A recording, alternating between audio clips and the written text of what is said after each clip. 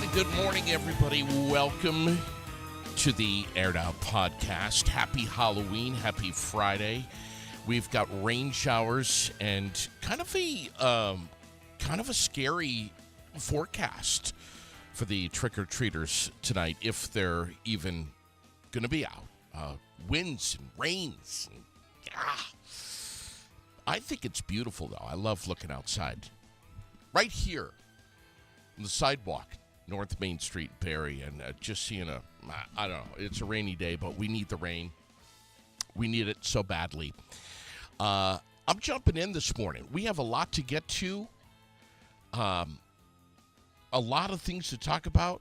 I've got a special guest. Steve Cotton is standing by. He's going to be on with me in just a little bit. We're going to be talking about what's going on with the Fed cut and how that may or may not affect your wallet. But I'm jumping in this morning to sports because, first and foremost, the sports world right now is just on fire. Logan Luce with me. Good morning, buddy. Good morning, JD. How are we today? Brother, I couldn't be better. World Series decided tonight between the Blue Jays and the Dodgers. It's in Toronto, man. Standing room only tickets. You want to stand tonight. You don't even want a seat. You want to stand and watch the game. It's $1,000 ticket, bud. That's insane. But I mean, for starters, I wouldn't want to stand, especially if there's a chance that we could have 18 or 19 innings again. I'm like, if you had to stand for 18 innings, I think I would go insane. But and listen, if you want to be behind home plate tonight, there's a few seats left. You got to get them fast before they're gone. But you need to open up your wallet, Logan, because they're $20,000. Yeah, I can't say I'm surprised. Honestly, it's the World Series, especially like over in Toronto. Yeah, not surprising, but I mean, it's ridiculous. It's definitely ridiculous, but it's not surprising. Yeah, absolutely not. You know me. You know that I always root for the underdog. You know I've been like kind of rooting for the Jays this whole time, man. It's like it. We gotta talk about specifically for the Blue Jays. We gotta talk about that pitcher kid, the 23-year-old Lestrange. Yeah, he plays on the Blue Jays as backup. He got 16 strikeouts. Was it 16 strikeouts? I don't know, man. I just know he's damn good. Yeah, he's he's young. He's good, and he didn't have like much of a postseason, up until the playoffs, and so, seeing him play like this is probably a big deal for him, and in general, it's a big deal for the Blue Jays because it makes them look good. Hell yeah! Who are you going for the Jays tonight? I think I am with you. I think the underdogs for sure. I mean, the Dodgers could still turn this around, but it would be nice to see the Blue Jays pull it off. Yeah, I think Blue Jays could pull it off, especially with that comeback against Seattle in the championship round a couple weeks ago. Yeah, I think I think hopes were a little dampered a few days ago with the Jays, but man, they have come back strong, and they're swinging. The team wants it. The fans want it. 32 years, Logan. Oh yeah, no, 32 years in the making. It's almost, it's almost on the same level as when the Cubs finally broke their 50-year curse. When the Cubs broke their curse a couple years ago. Let's talk football. Look at the lineup. Oh my God, it is something else, man. Oh yeah, no, we got a great set of games this coming week. Honestly, last night Lamar Jackson stunted on the Dolphins though, 28-6. Yeah, 28-6. Amazing. I'm looking at this list and I feel bad for Giants right now. The Giants aren't doing too well. They got so many injuries. They're like a very beat up team right now. Who else was playing last night? In terms of football, in terms of football, it was just one game. But if we're talking, we had the Boston Bruins won in overtime last night against the Sabres. Amazing. That was a huge win. They needed that for sure.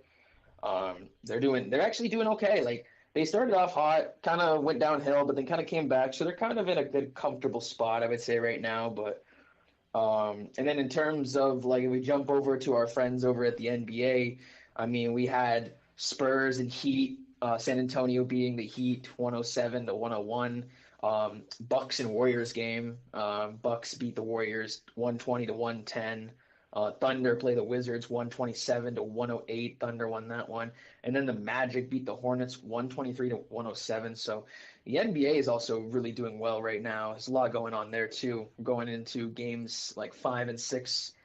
So early in the season for sure. Yeah. What else? Anything else? I mean, the one big topic I guess we could talk about is like we could talk about Austin Reeves on the Lakers, how Austin Reeves came out of nowhere and has been helping the Lakers keep a steady pace with LeBron James and Luka Doncic both being injured. And so Lakers have actually kept themselves pretty well for being, missing their two superstars. Celtics aren't doing too well right now without Jason Tatum. He's still out for the whole year due to his tear last year. He had during the championship, he had that tear, and so he's going to be out the entirety of the season. He's not expected to return until next season, which that's a long time. That's a long time without your star player. Yeah, man. And there's also the question of like when he comes back, is he gonna, how bad is this injury gonna impact him? Is he gonna have, is he gonna come back and play as good as he was, or is he gonna come back and end up like what happened to Derrick Rose? Now you gonna be on the air tomorrow morning? Oh, of course I am, JD. You can find me tomorrow, Athletics, 10 a.m. I'll be live here on Air It Out. Sounds great, man. Look forward to it, buddy. Awesome. Thanks, brother. Look forward to it as well. Thank you so much. You guys have a great day.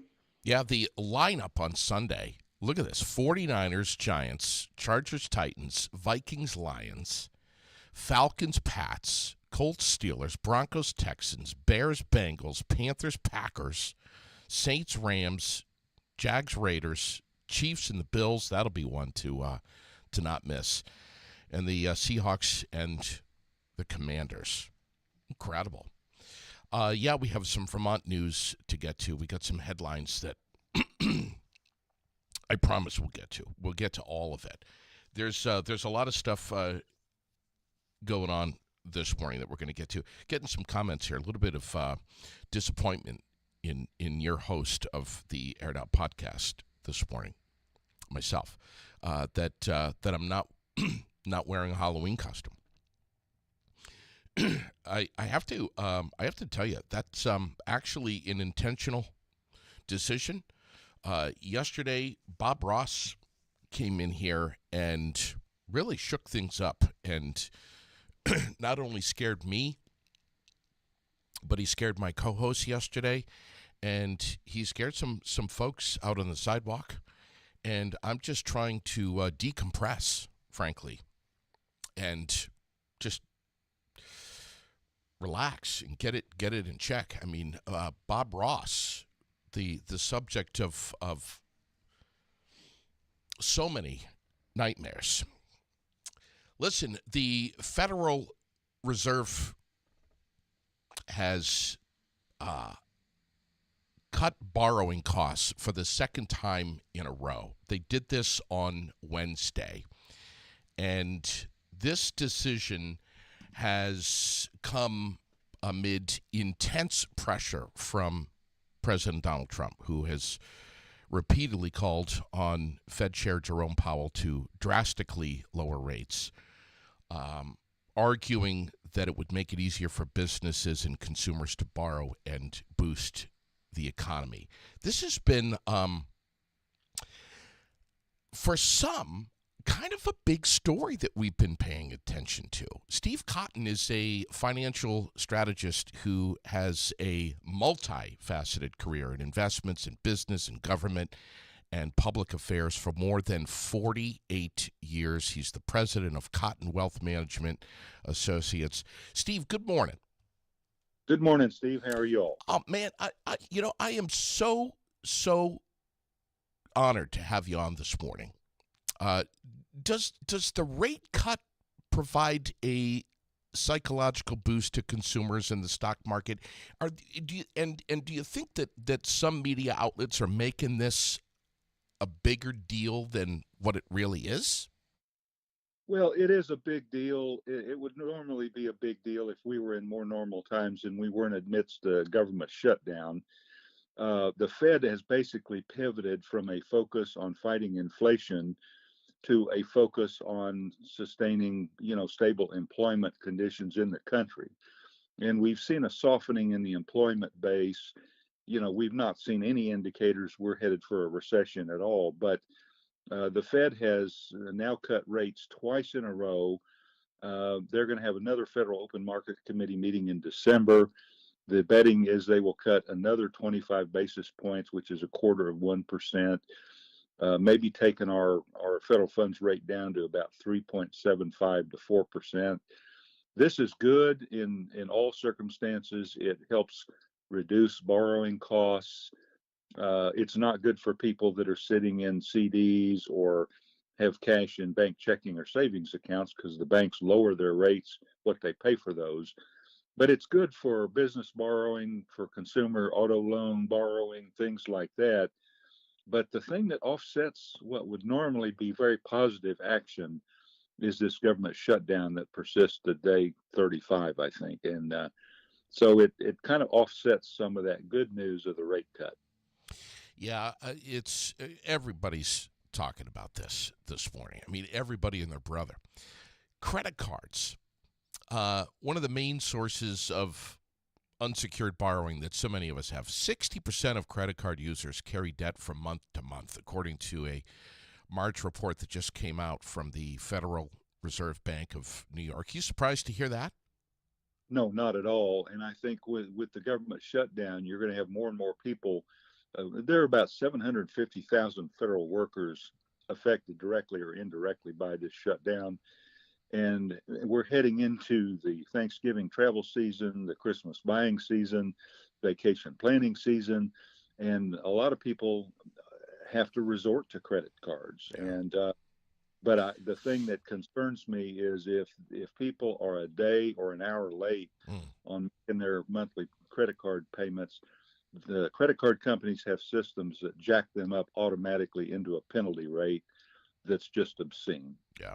Mortgages probably less impacted by the Fed, but still, though, making up the lion's share of consumer debt, Steve.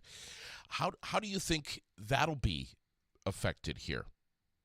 Well, there is not a direct one-to-one correlation between the federal funds rate that banks charge other banks for money and 30-year fixed, mortgage rates. It's an indirect relationship. When the Fed cuts rates, that does help the environment for the interest rates on long-term mortgages. But there are so many other factors that influence mortgage rates, demand, supply, all kinds of things. But generally speaking, federal rate cuts are a good thing. They're helpful. The Fed is sustaining the momentum we're seeing toward lower borrowing costs, and that is positive. All right. So I think what you're saying here, to wrap up in a nutshell, is maybe a little bit of a positive ripple effect, but nothing that we should be celebrating too much about right now. Well, I think the government shutdown will be ended. It will either end because the Democrats will conclude this is a loser for them, or it will end because the Senate Republicans decide to change the Senate rules and do away with the filibuster in these kinds of situations so they don't have to get the 60 votes needed to pass a clean CR. It will end, and beyond that, these federal rate cuts will be a net positive. Yeah. And I think we got another one coming in December, hopefully. Just got a comment here saying I sold most of my stocks and bought treasuries. Stocks and crypto have been high and will likely retreat, so I've been buying on the dips. What do you say? What say you about that? Well, I think it's good to buy on the dips. I would not be liquidating good stock positions in a diversified portfolio because I think all of the things that we have seen President Trump do in terms of these ginormous trade deals, the tariff policy, lowering tariffs on our goods, all the things he's done to get countries to lower their non-tariff barriers to our market entry into their markets, all of these things President Trump has done, the reauthorization of the 2017 tax cuts, All of this is 100 times bigger in terms of positive economic impact long term than anything Ronald Reagan even ever did. Wow. Damn. Steve, It, it's this, that big. what's that now? It's that big. Yeah. It's huge. That's fascinating, man. Mm-hmm. Listen, we appreciate your time so much. You got a website. What is it? What can we check out on you? I do. We have clients all over the country. My website is www.cottonwma.com. We have clients all over the country and overseas, and we just love helping people and being good financial stewards. Man, I appreciate your time so much this morning. I'd love to sneak you back on at some point if you're up for that. Thank you, Steve. It's an honor to be on your program always. You got it. You got it. That's Steve Cotton right there. We appreciate him so much. Great stuff.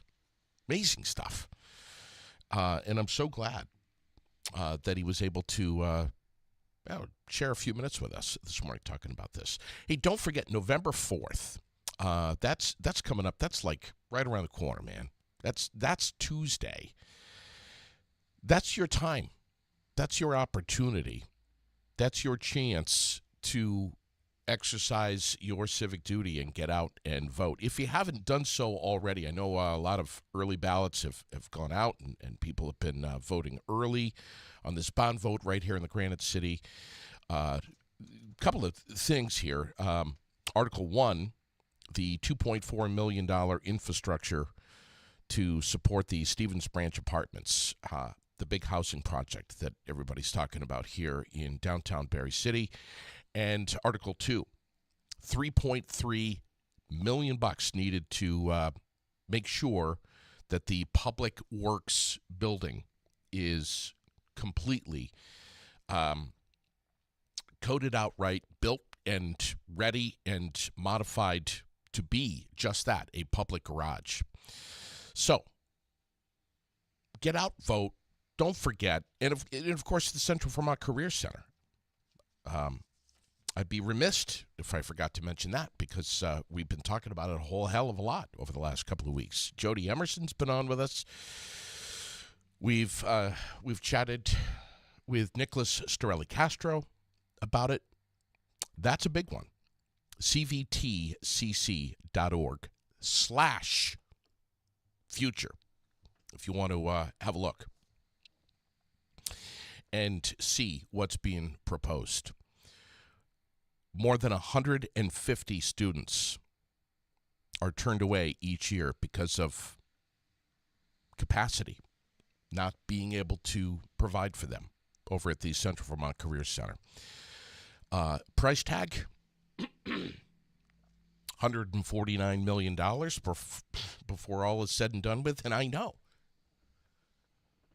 that a good number of you have spit up your coffee when you heard that number. It's a lot of money. It's a lot of money. What's your tax rate going to change to?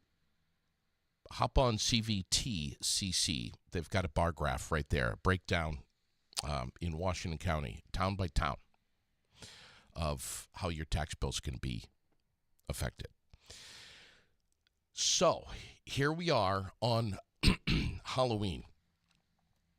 We have chaos in the airports right now. Maybe I shouldn't say chaos because I'll get accused of fear-mongering. We have a lot of delays. We've gone from 280 flight delays as of 6 o'clock this morning to just about 800 2 hours later. And that was an hour and a half ago. I can't even imagine what it is right now, but I am so glad that I am not headed to an airport right now. I'm just telling you. You've got the Aired Out podcast. If you're just joining us this morning, thanks for streaming. Thanks for listening to us, whether you're on YouTube or Facebook, anywhere you get your podcasts. We're on the web at airedoutvt.com. Birthdays. Let's see. We have a few here. Nate Deschamps, Rhonda Willett, Scott Herring, Marley Pomeroy, Melinda Woodard, Chris Robertson, Pat Ratt, Sharon Donahue, Eric Alexander, Jess Bovair, and our friend Chris Massey, who's got his haunted garage up on Upper Prospect Street all ready to go for you tonight, whether you're trick-or-treating or not. No matter how old or young you are, well, maybe not too young, but no matter how old you are, get over to Chris Massey's house. Where exactly is that? Just trust me. I think it's 338 Prospect, but just trust me. You're not going to have any trouble whatsoever finding Chris Massey's house tonight on Upper Prospect. It's decked out. It doesn't matter that the rain is coming down. It doesn't even matter that the wind will be whipping tonight, because things are going to be scary as hell over Chris Massey's house. He turns his garage into pretty haunted. I think last year it was like a meat factory, a meat processing plant, and it was all kinds of stuff hanging from the ceiling. It's a lot of fun. Just go tonight and tell him I sent you. So those are the birthdays. How about the forecast? And I'm going to tell you how my night was last night, which I can hardly wait to tell you. The forecast is calling for rain showers. And I think most of us know this by now, that it's coming down. And it's going to continue to. And it's going to be windy. And the temperatures are supposed to be... What was it that I saw last night? 30s? 36? Well, off and on rain showers today, 51. But yeah, it's tonight. Yeah, mid-30s. With some snow late tonight through the overnight. Rain showers for the trick-or-treaters between 30 and 50% for most of Vermont tonight, depending on where you are. Between 30 and 50%. 35, 36 degrees for the bottom out low tonight, with higher elevation snow showers. Will it stick? I don't know. November 1st, tomorrow. On Saturday, cloudy and 42. And then Sunday, mostly cloudy and around 45 degrees. Daily dose of feel good this morning. I was thinking, driving in, I'm like, what can we talk about that's local and good news? And I was thinking about a couple of different things, and I'm like, you know what? I'm going to go with this morning because it's right on the tip of my tongue. It's on my mind, and I want to say it into the microphone. I came home last night, and Lily, who's a little under the weather right now, not feeling great, was so happy and excited because at 11 years old, when she gets something in the mailbox, it's a big deal. And a lot of us have forgotten what that feels like, or we're too young to, we'll get a text from someone or whatever. But to get something in the mailbox is pretty special. It's pretty cool. And she got a Halloween card from her friend Barb, who is a lady who lives right here in Berry City, who always mails her birthday and Halloween cards, and is just so kind to her. And Lily was just so happy last night to get a card from Barb. And I was just like, you know what? I'm going to talk about that this morning because it's a feel-good thing for me. I love that. We went trick-or-treating last night. We had some fun. We had a lot of fun. There's an area in our town that has kind of made it a tradition to do trick-or-treating the night before Halloween. And I don't know how long this tradition's been around for. A couple of years, I'm guessing. But we went last night, and we had such a great time. Lily is Harley Quinn, for those of you that are wondering. The kids' version. Because there's no way in hell that she would be wearing the same shorts that Harley Quinn herself wears. Ever. So she's got the kid version of those shorts, thank God. But yeah, we had a great time. We saw some there was some really cool decorations. Some blood, some gore, some dismembered bodies, some bat stickers on the windows that look like mustaches. Some novelty gravestones. I love the Rest in Pieces tombstone. Have you seen that one? Yeah, it was just awesome, man. I just, even as an adult, you get out and you're with the kids who are trick-or-treating and you feel like a kid again. The cobwebs, the skeletons in the wacky poses, the giant skeleton from Home Depot, the creepy clown heads.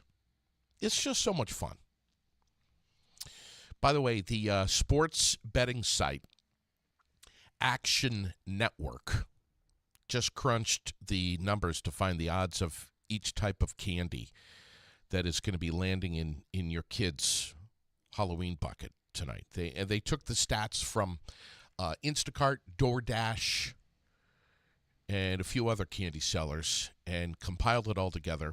And they also took into account population density across America to figure out how many houses the average trick-or-treater would be visiting. The 10 most popular, here they are, and the odds of getting at least one of them tonight. Number 1, first and foremost on the list, my favorite, and you already know what that is. It's the Reese's Peanut Butter Cups. 67% chance of getting at least one. I would have guessed more like 90%, but listen, if your kid doesn't deliver at least one peanut butter cup to your face, they have failed Halloween. Last night, Lily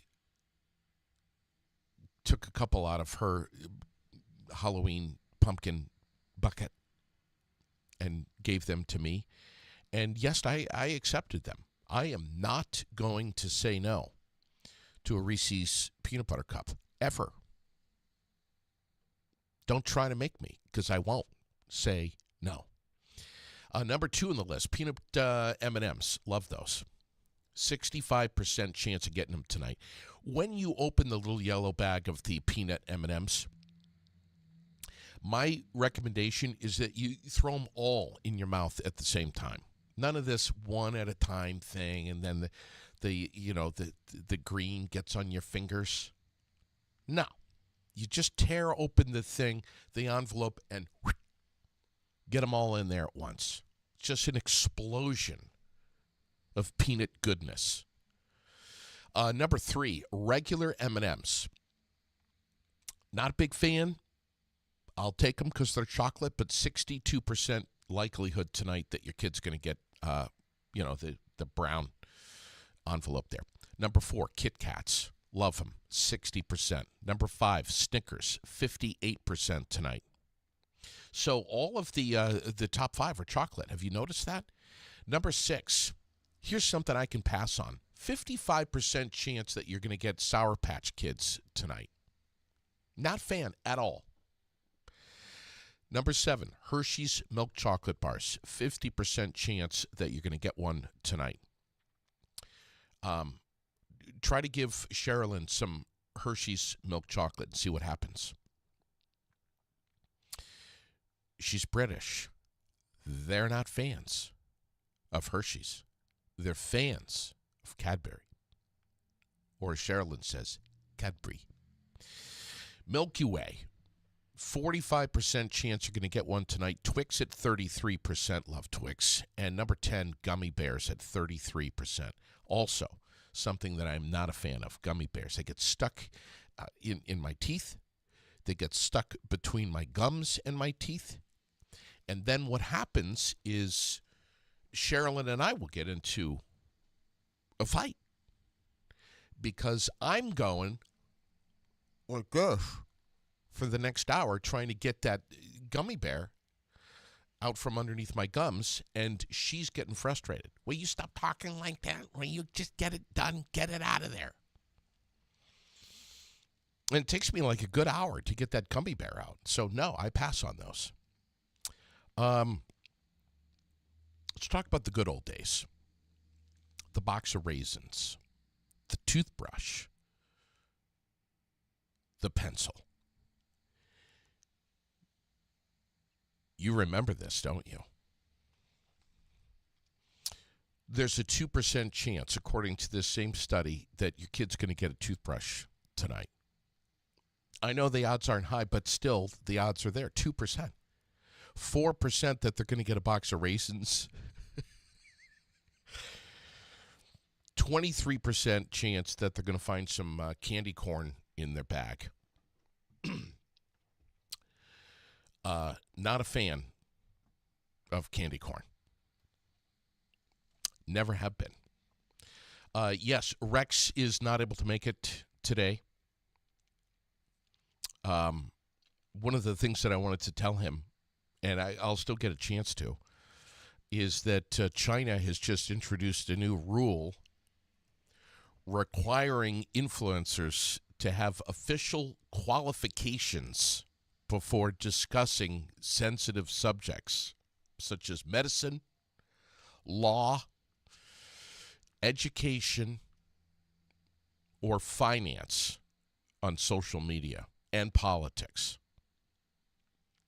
Let me say it again. If you live in China and you want to get online, you want to get on social media as an influencer and talk about any of those subject matters, you need to now have an official qualification. I don't know what that qualification means. I don't know if it means you have to go to some course,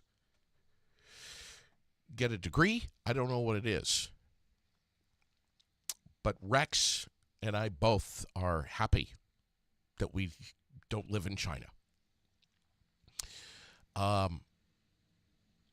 See that Salem, Massachusetts is overwhelmed right now with reckless tourists visiting for Halloween. I was just down there a couple of weeks ago with the girls. We had an absolute blast.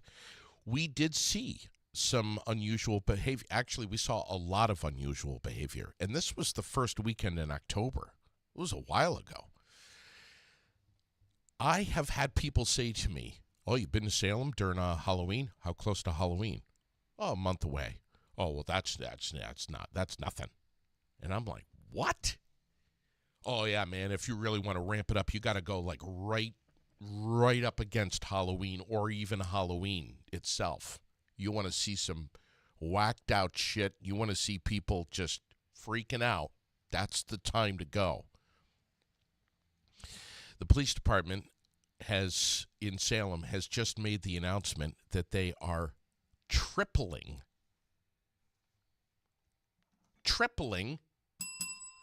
fines for illegal behavior. And yes, public drunkenness is one of those behaviors. So whatever the fine is, if you're hammered and you're taking your clothes off or you're fighting in Salem, Massachusetts, or walking down the street with a running chainsaw tonight, tripled fines. Be careful. Has anyone seen the video, the Ring Cam video of this woman gleefully punching Halloween witches? I'll post it up for you.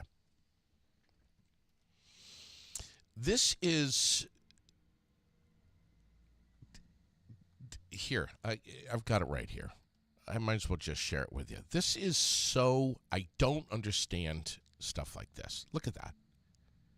It's the same woman. She's jogging by. She's like, nope, I see it. I'm going to come back. I'm coming back, and I'm going to do it. Bang. What is this? Here she comes, coming back for another one. Holy, look, 2. Here she is at night now. She's going to do it. She's looking. Oh, God. Say it isn't so. She couldn't resist. Slow hit. 1-2 punch. Took out 2 in 1 punch, and then the third one a little bit of trouble with, but got him down. What's the deal with people?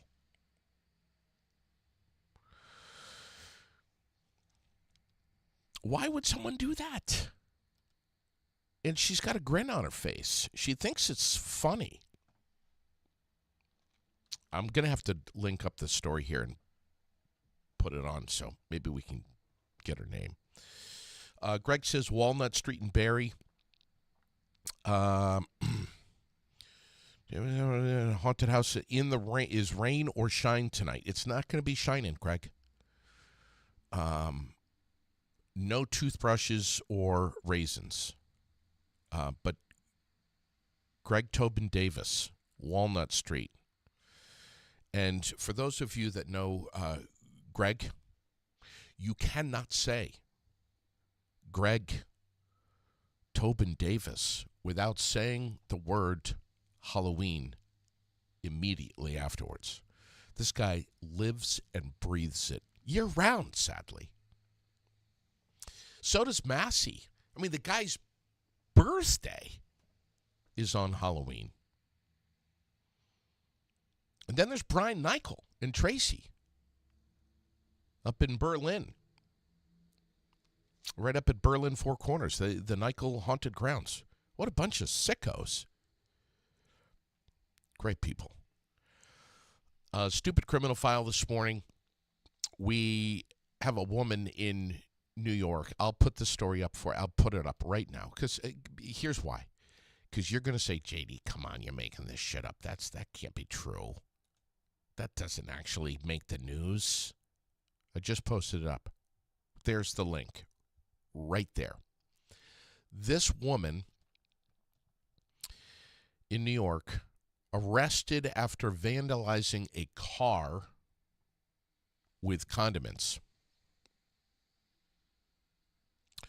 A condiment criminal. From my understanding, in just a quick glance at the article last night, there was no relish involved. However, ketchup, mustard, and mayonnaise, and a couple of eggs, just to, get everything permanent. And I don't know if she knew this person's car, if she knew whose car it was or not, but she got busted. How embarrassing.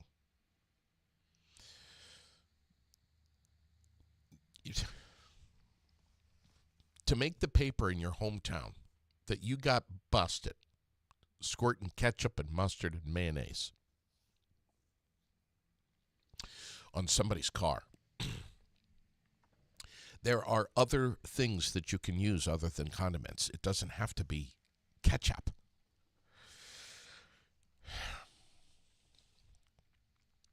The link is there if you would like to read this story.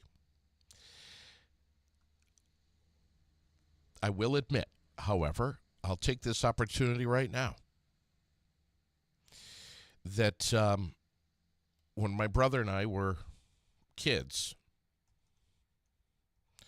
which some would say that I still am, but when we were kids,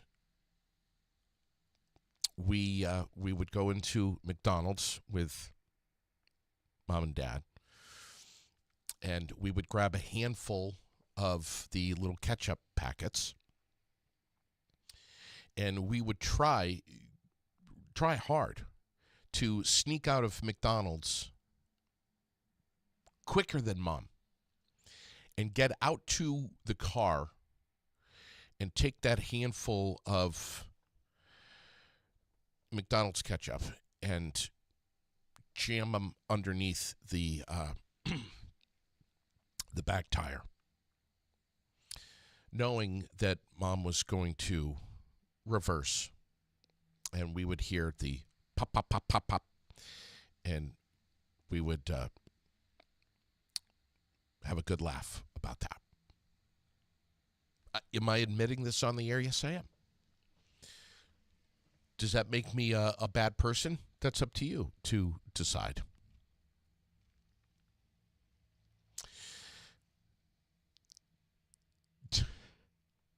Today, the 31st. I know the weather's not going to be great, although it looks like the sun is trying to poke through and the rain is still coming down here in Barrie, but it's a bright, sunny rain right now, at least. The weather's not going to be great, but Barrie City, Main Street trick-or-treating, it's this afternoon, starts at 4 o'clock. From 4 to 5, a lot of the businesses up and down North Main Street here are going to be giving out candy. Pack an umbrella for the kids. I think it's intentional that they're doing this before it really gets like super dark. 4 to 5 is not bad at all. Still afternoon, not dark yet. But if you have a kid who's going to be out trick-or-treating tonight, umbrella or no umbrella, in the rain and in the dark, cover them with some, glow sticks or something, flashlights. And listen, if you're out driving tonight anywhere, slow the hell down and be careful, okay? Please. Tomorrow, Saturday, November 1st. Couple of things in the community calendar brought to you by The World, Central Vermont's favorite weekly newspaper, vt-world.com. National Life Craft Fair. Read about that on the front page of The World. It is free, and it's tomorrow, and it's going on like all day. Again, tomorrow, Saturday, November 1st. Also, the 11th annual Granite City 5K starts at 9 a.m. tomorrow morning. Capstone Community Action is where it gets started. I know that you probably think I'm going to be running. I will not. I will not be running in that. Looking ahead here, and it was just a couple of things. November 15th, the annual Glitz and Glam Gala at the Elks, 7 o'clock. That's big. A lot of people go to that and have a fun time. I want to ask you this morning, and please, if you know the answer to this, please help me and let me know. Does anybody know anything about the sock sale going on in Northfield? I know it's been an annual thing. I think that the only year that they ever missed was COVID. But I'm wondering about the sock sale. I haven't seen anything on that. And I'm concerned because those of you that know me know that I love socks. I collect socks and I have bins, large totes of socks at home. I'm talking hundreds of pairs.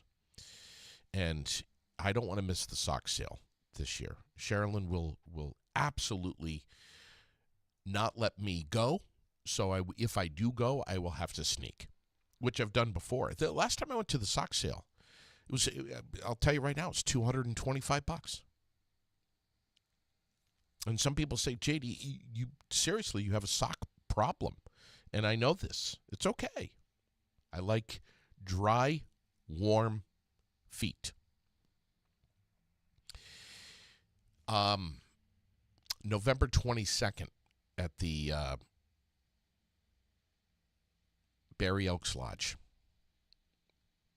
the annual hoop shoot, Spalding High School, 10 a.m., doing this in conjunction with the Elks National Foundation. I want to make sure I get that on the air, too. And I'll be posting up that graphic, too, so be paying attention for that. What else? My community calendar, that's what I'm showing this morning. What else do we have this morning? Some of these creepy clown heads that I've seen that are kind of jumping out on online. There's like these little things, oh, look at this, and you're watching it, and you're getting closer, and you're distracted. You're paying attention to something, and all of a sudden it explodes with this big clown that jumps out at you, and you scream. Some of you have sent me some of those on messengers, on Facebook Messenger. Please stop. Last night, I let out a scream and some gas at the same time when I saw that. We don't need that anymore. Facebook question of the day. Here's one that I'm going to post up here in just a little bit, and I want to see what you have to say about this. And it's kind of a two-part question. I really want to see some comments here about this. The Medicare telehealth coverage. It has, are you a Vermonter who relies on this? It has ended. Do you know someone who relies on this? Medicare telehealth coverage. It's done. And I wonder what the impacts on this are going to be. I can only wonder. Tens of thousands of Vermonters are going to lose their Medicare Advantage option next year. That's huge. And I wonder if you're one of them. And if you are, I would love to hear from you. I would love for you to come on the air and talk about that. Of course, I could reach out to someone under the Golden Dome and have them in here to maybe say everything that you want to hear. But I would rather hear from the average Joe. I'd rather hear from the Vermonter who's going to be impacted by this. I'm going to post this up as soon as I get off the air this morning, up on the Facebook page.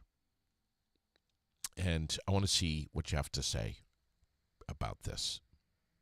There's some real concern here. And it's intense. The Vermont e-board has just approved a plan to fully fund SNAP benefits during the government shutdown. The Vermont Emergency Board, yes, they approved state funding for the Supplemental Nutrition Assistance Program, also known as SNAP. Despite the ongoing shutdown, what are we now? I've lost count.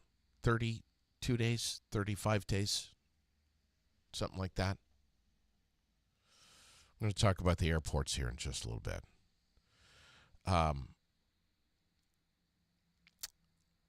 LIHEAP, the Low-Income Home Energy Assistance Program, is moving forward as scheduled. As there have been enough funds to appropriate it according to lawmakers.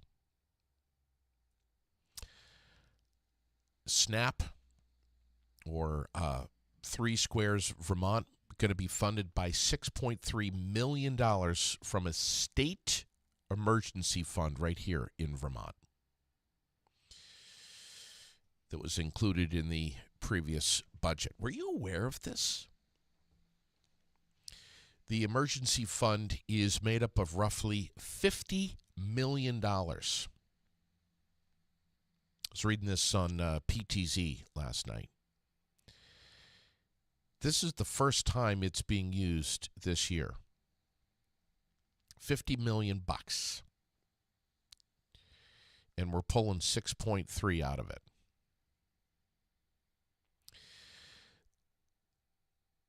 if you 31 days, thank you, Mary. If you read the article, it will tell you that the money will fully fund the first 15 days of the November SNAP benefit. 15 days. And will support the approximately 38,000 Vermont households enrolled in the SNAP program. That includes a total of about 65,000 people. 15 days. Will it be long enough? Will our government be open then? Will Congress get the memo that it's their fundamental responsibility to take care of its people and do whatever the hell they've got to do to keep our government open?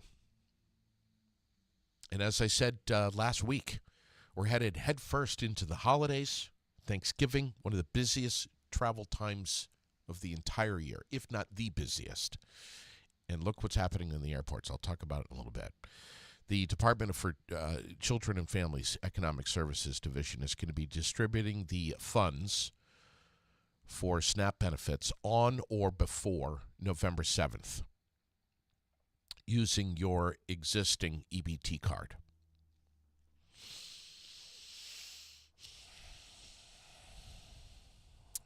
Brian is reminding me. I wasn't aware of this, but he's reminding me to discuss the Melissa Martin story, the Vermont teacher high on cocaine at the Barrytown School. The police cam, unedited police body cam video of that has reached, according to Brian, 1.2 million views on the Law and Crime Network, which was released, was it 2 nights ago? Yeah, not last night, night before. And I posted it up, and it's exploded. I didn't realize it was over 1 million views, though. Incredible. And if you haven't had a chance to see that, I know I didn't talk about it yesterday. I know Bob Ross was in here being a pain in the ass. I haven't really talked about this lately, and I probably will next week. But after watching that video, there were a lot of feelings that I had. And there were also a lot of feelings I had after I read Melissa Martin's post on Facebook. A whole different set of feelings. But it was the full gamut between concern, sadness, frustration, a lot of feelings after watching that video. And if you haven't yet, it's on the Aired Out page. Scroll down, you'll see it. It's alarming. It's alarming.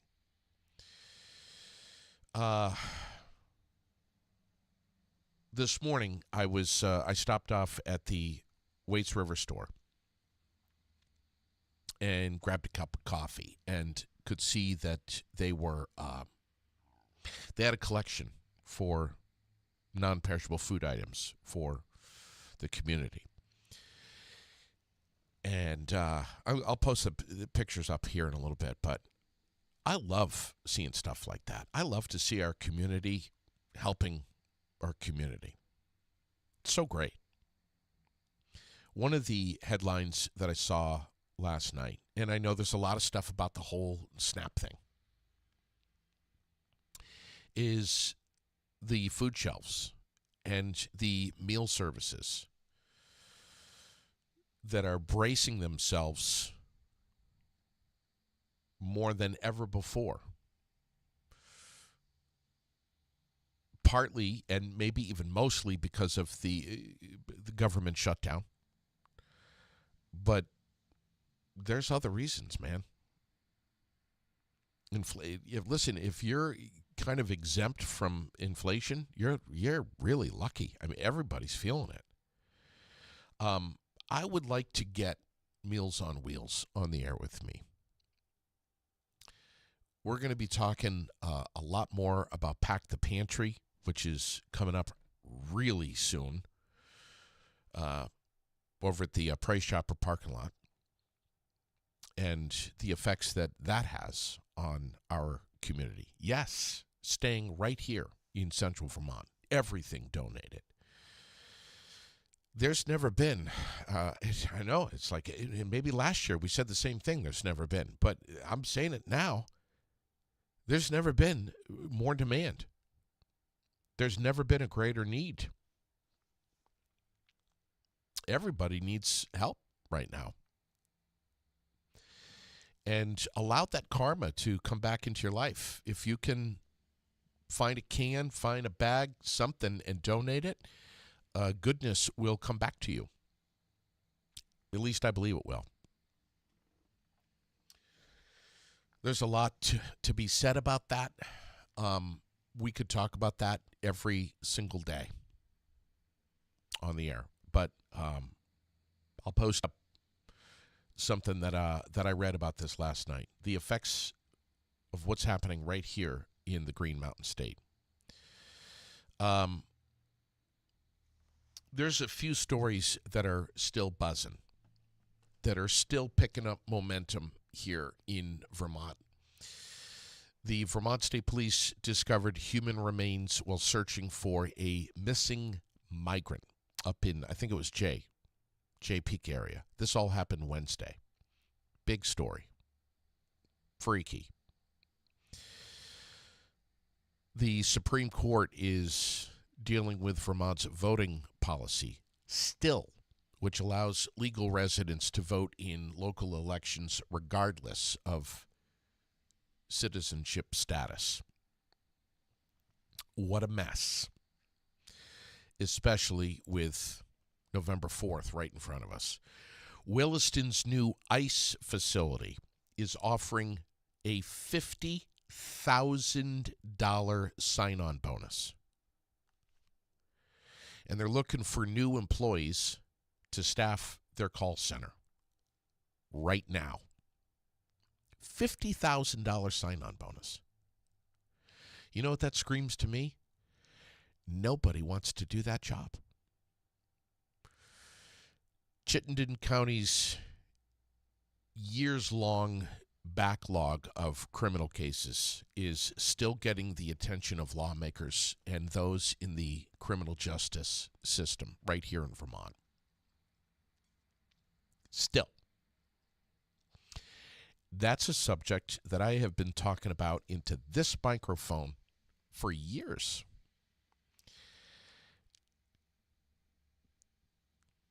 They don't have a handle on it. Zach Waite and Sarah George are going to be very busy for the next few months. And Governor Scott will make sure that they are. They have got to get a handle on that. It's just, listen, I don't have the answers. I don't know how to even begin to figure out something like that. But, jeez, man. Holy shit. You get in trouble today. And you get to the bottom of the list. It's going to be a long time before you're in front of the judge. By the time your number comes up, it would probably be forgotten. I don't know, man. I know it's a little outrageous, but it's just this is insane. Insane. Tomorrow, November 1st, the resignation of Northfield Police Chief Pierre Gomez will be official. I don't know if you've read the story. It's got some pretty deep roots. There's a lot to be said about that story. lot to be said about Northfield. I mean, there's thumbs up and thumbs down about every freaking town in this entire state. Okay? And I've heard all kinds of things about Northfield. Good and not so good. I would say probably more good. However, I love Northfield. Right now, with what they're doing with the construction in Northfield, is an absolute shit show. If you can, well, you can skirt around. There's some detours, but man, it is I don't know what the hell they're doing. New sewer lines. What do they think? The entire road is ripped up. It's a mess. If you're in a rush and you need to get through Northfield, guess what? You're going to be late. But anyway, I have reached out to the chief, Pierre Gomez. I've asked him to come on the air. And at one point, it looked like that was going to happen. And I suspected that he was going to tap the brakes. But with his resignation effective tomorrow, and I think his intention is to move back to Pennsylvania, if I'm not mistaken. But I would hope that he might be willing to share a microphone with me and tell his side of the story of why he's resigning. And I'll leave it at that.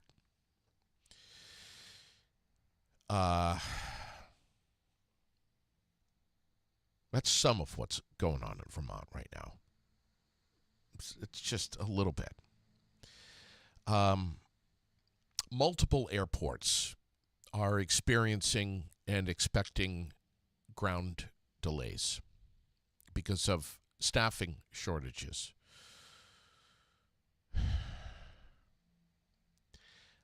Mostly the controllers.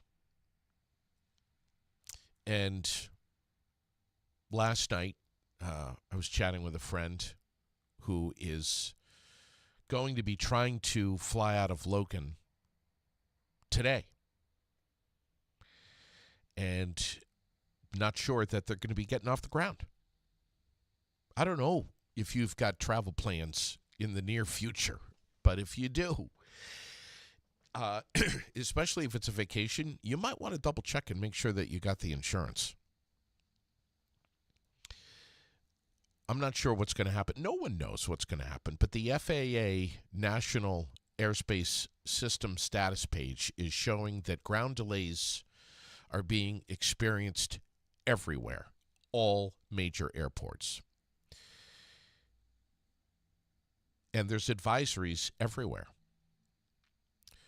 Due to the ongoing government shutdown, air traffic controllers and other staff are being impacted.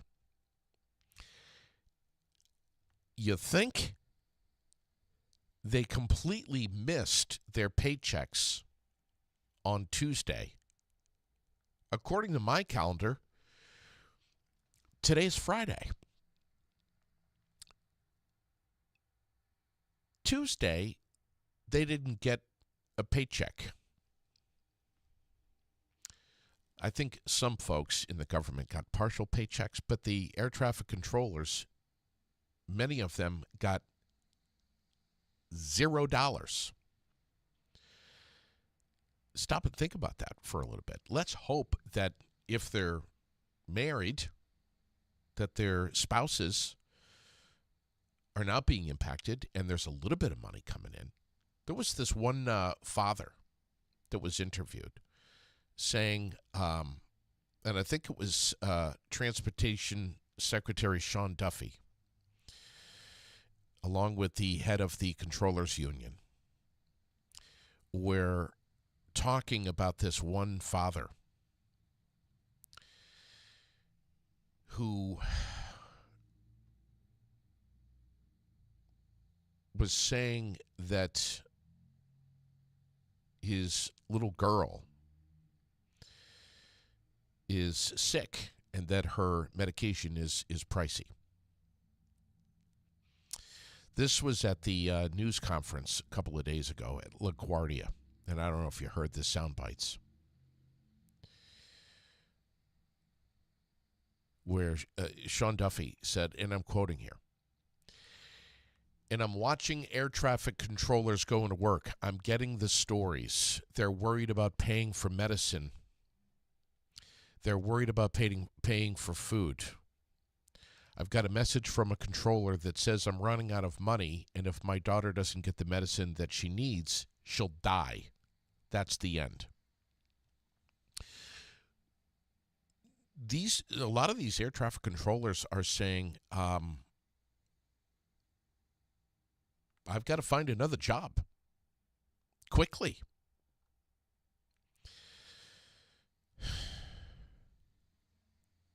The president of the National Air Traffic Controllers Association, guy by the name of Nick Daniels, reminding us all of the pressures that these controllers are facing. They have got to be 100% focused 100% of the time. In the meanwhile, the FAA is restricting the number of flights landing and taking off at airports everywhere because of the shortage of controllers to ensure safety.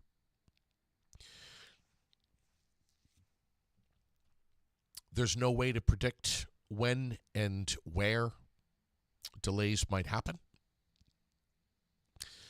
Some of the delays are, 30 minutes, an hour. Some are 2 or 3 hours. And some have had to stop all flights temporarily. What are they doing? Circling around for hours? Burning fuel? Because they can't touch down because there's not enough air traffic controllers? What an absolute cluster.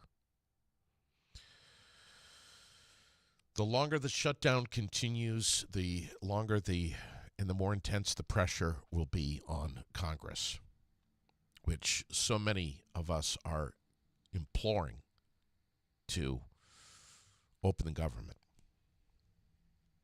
So far, Democrats and Republicans have really shown little sign of reaching a deal to fund the government. And now we've got the filibuster being brought into it now. And immense pressure coming from Trump. What else is going on? National headlines here. Oh, yeah, this is great. World's largest food company, Nestle, cutting 16,000 jobs. Why? Automation and technology, a.k.a. robots. 2 Mississippi sheriffs and 12 officers charged in drug trafficking bribery scheme. Wow. JetBlue passengers hospitalized after emergency landing in Florida. Did you hear about this? Incredible. The New York governor declaring a state of emergency because of SNAP benefits being affected by the federal government shutdown. On Thursday, they announced yesterday they're committing an additional $65 million in state funding to provide emergency food assistance. $65 million to support food banks and food pantries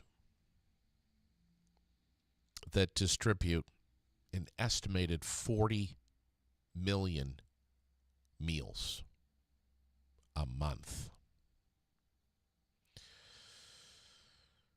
Oh, we got the story about the California activist who took chickens from the some of the plants at the Purdue farms. Jury convicted her. We have this story about, and I'll post all of these up if you want to read them, about the teacher who was shot by a 6-year-old student. 6-year-old student who brought a gun to school, took mom's gun out of the top dresser drawer, brought it to school and shot her teacher. She's alive, but she's testifying in her $40 million lawsuit against the former assistant principal who was given a warning about this 6-year-old actually having the gun, but poo-pooed it. We have a 3-star general who's been pushed out amid tensions with Pete Hegseth. Lieutenant General Joe McGee, the Director for Strategy, Plans, and Policy on the Joint Staff, not getting along with Pete. He's done. I'll have that story for you. 3-star general. Unbelievable. In the world, President Trump's nuclear testing comments, upending decades of U.S. policy. Global concern here, anyone? I'll post it up for you. Also going to be posting up the next CDL training at Giroux General Transport. It's starting really soon. Tomorrow is November 1st, and the next class is going to be November 10th. If you want to get out, you want to change your career, you want to start something new, you want to see America and get paid lucratively for doing it, consider getting your CDL license. Consider being a truck driver. Reserve your spot today if you want to be in the class on November 10th when it starts. That's a Monday. That's coming up real soon. That's 11 days away. Call Tracy at Giroux General Transport right here in Barrie, 802-279-3325.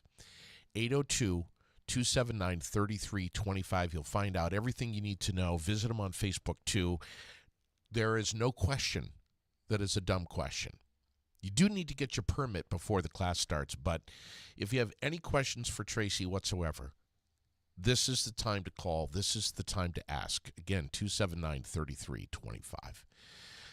There's some great movies that are out in the theaters. The weather is perfect for this. Halloween is always a great time to take the family out and go to a movie.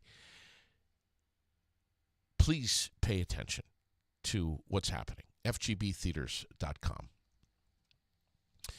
And get the full movie listings. You can get your tickets in advance.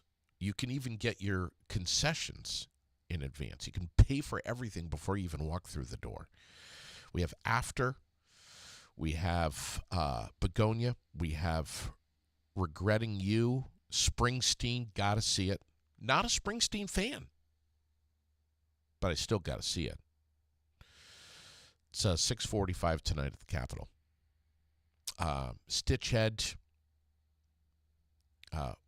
Wicked for Good is coming on the 21st. Eternity on the 26th. Now You See Me 3. There's some great movies that are coming out. But those are some of the ones that are playing tonight. And if you're going to the Paramount, Black Phone 2 and Chainsaw Man is out. 6:45 tonight. 6:30 for Black Phone 2, the Paramount. Go to a movie. Tonight, when you answer your door,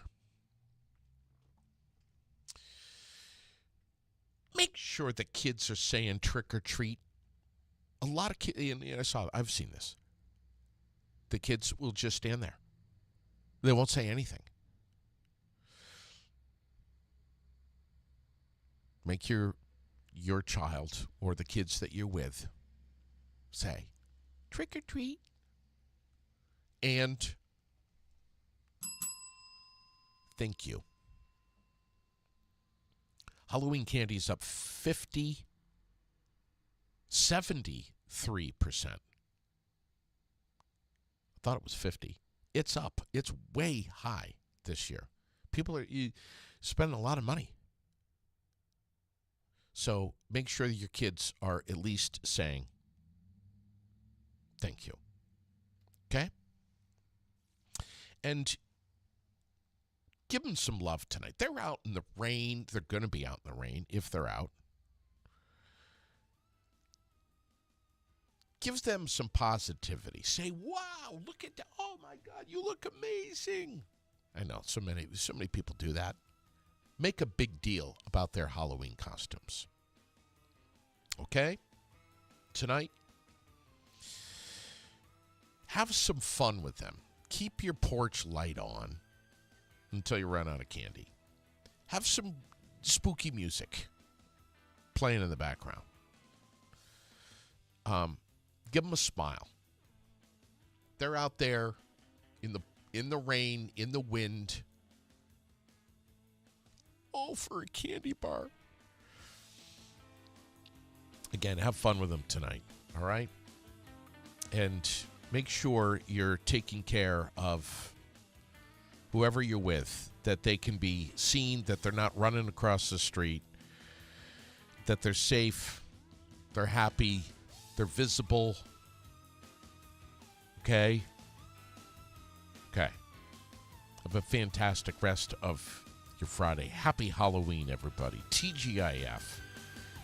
And good luck to all the trick-or-treaters that are going to be out on North Main Street here in the Granite City tonight or this afternoon starting at 4 o'clock. It's going to be a lot of fun, even if it is raining. Have fun tonight.